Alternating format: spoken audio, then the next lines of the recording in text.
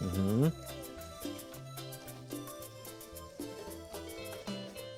¿Qué? Ah.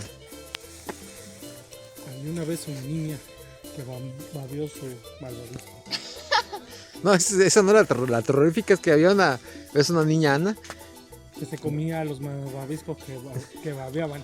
Sí. ¡Asco! No, ay, no, a mí sí. O sea, yo no como chistes babeados. Ay, Arturo. ¿Cómo sabe Ana? ¿Sabe igual?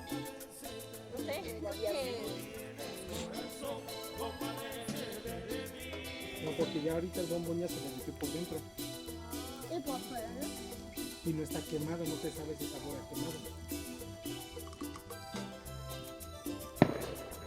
¿Y tú dices no le explicaron cuando fuimos al campamento?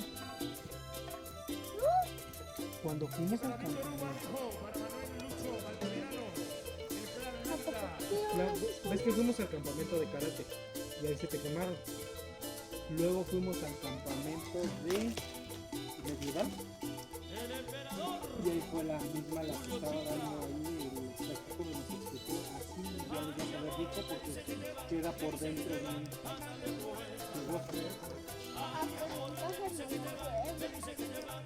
Ya lo sabe que no.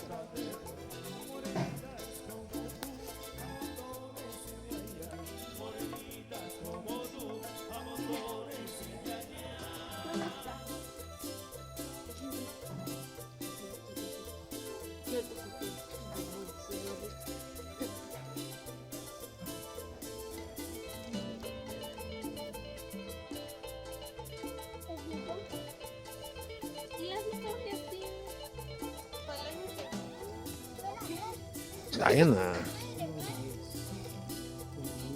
Ya dejen de decir niña. Una niña. Una niña emo. Un niño.